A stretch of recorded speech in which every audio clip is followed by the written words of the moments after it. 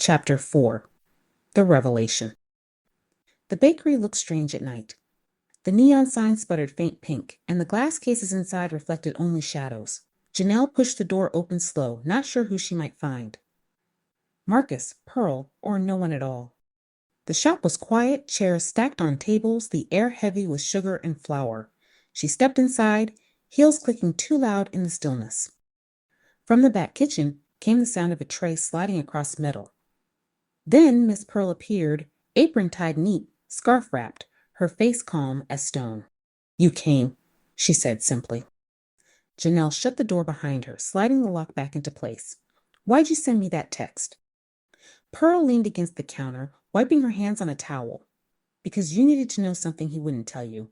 He got this today, after that cake was already sent." She quickly slid an envelope across the steel surface. But Janelle didn't pick it up yet. Her throat burned. "Why'd you write it?" she asked, voice trembling. "Why'd you put those words on that cake, Pearl? You knew what it would do to me." Pearl's eyes didn't flinch. "Because he told me to make it plain. And when a man stands in front of me shaking with shame, saying he wants it final, I don't waste time on pretty. I wrote the words he couldn't bring himself to say." Janelle's chest tightened. "You humiliated me in front of everybody. People I work with every day. You could have just left it blank." Pearl's voice softened, but only a little. "I cut a tear that was already splitting. Clean hurts less than ragged. You don't see it that way now, but one day you might." Tears burned in Janelle's eyes, but her hands finally reached for the envelope. She unfolded the paper and read the words. "Repeat analysis, normalize parameters. Recommend retesting in 3 months to confirm sustained recovery." Her breath hitched. Marcus's numbers. Not hopeless anymore. Pearl's gaze steadied on her. "He sat right there with that letter in his hands, and I swear he didn't know whether to cry or run. He got it after the cake was already gone. Too late to take it back. He didn't tell you because he thought silence was safer than hope." Janelle clutched the counter. The positive test in her bathroom trash. Marcus's confusion when she told him it was hers. Now the pieces shifted, falling into place with a sickening click. Her purse buzzed. She pulled out her phone. Memorial Women's Health. Her thumb hovered, but this time she answered. "Miss Lewis," the nurse said, her voice firm but careful. "We sent you a letter last week. Your HCG levels are elevated, and we need to bring you in. This could mean many things, one being pregnancy, but it can also mean cysts or tumors. We'd like to do imaging to be sure. I have an opening tomorrow morning, 8 o'clock. Can you make it?" Janelle closed her eyes, her hand trembling around the phone. "I'll be there," she whispered. When the call ended, Pearl stood quiet, her arms folded. "Now you've got both truths," she said. "His letter, yours. Heavy things, but better out in the open." Janelle tucked both envelopes into her purse side by side. She typed a message to Marcus. "Memorial. Oncology floor. 8 a.m. Don't be late." The reply came almost at once. "I'll be there." Pearl nodded toward a plain cake cooling on the counter, smooth and undecorated. "I started that one earlier. No words." "Want me to finish it?" Janelle gave a tired half smile. "Leave it blank. Words have done enough damage." She slipped her purse over her shoulder, squared herself, and walked to the door. Behind her, the bakery smelled sweet and heavy, like truth after a long silence. Chapter 5. The Return. The hospital smelled of lemon cleaner and nerves. Janelle sat by the elevators, purse clutched tight in her lap, her knee bouncing despite herself. She hadn't slept much. Just restless tossing and half dreams of white coats speaking in words she couldn't quite hear. At 7:55, Marcus came down the corridor. He wasn't in his apron, but the faint scent of vanilla and butter clung to him as if the bakery never truly let go. His shirt was pressed, his hair combed. He had tried. When his eyes found hers, he slowed, almost cautious. "You came," she said quietly. "I told you I would." His voice was low, stripped of the bravado he'd carried at home.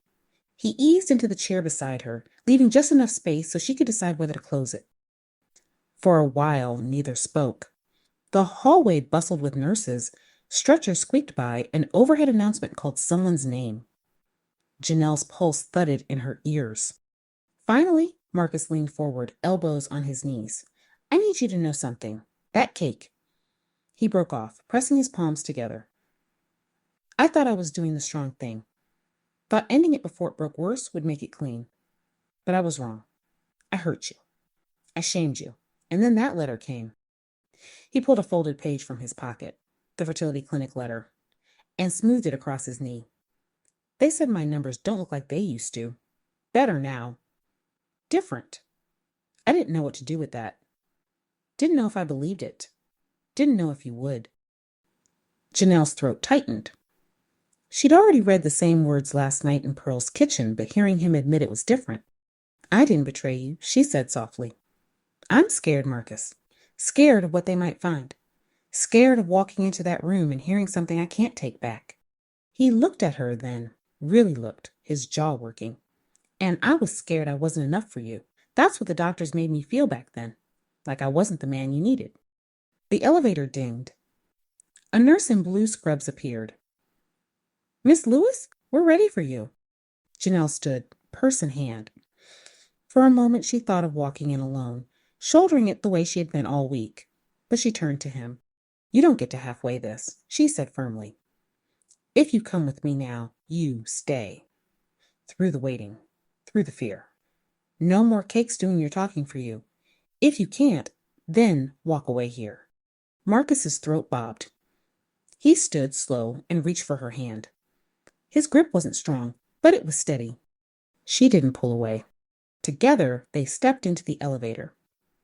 The doors closed with a hush, sealing them into the hum of machinery and the unknown waiting above. Later, when they returned home, the house felt lighter, though nothing had truly changed yet. On the table sat a plain white cake Pearl had sent over, smooth, undecorated, no words piped across it, just 2 forks resting beside it.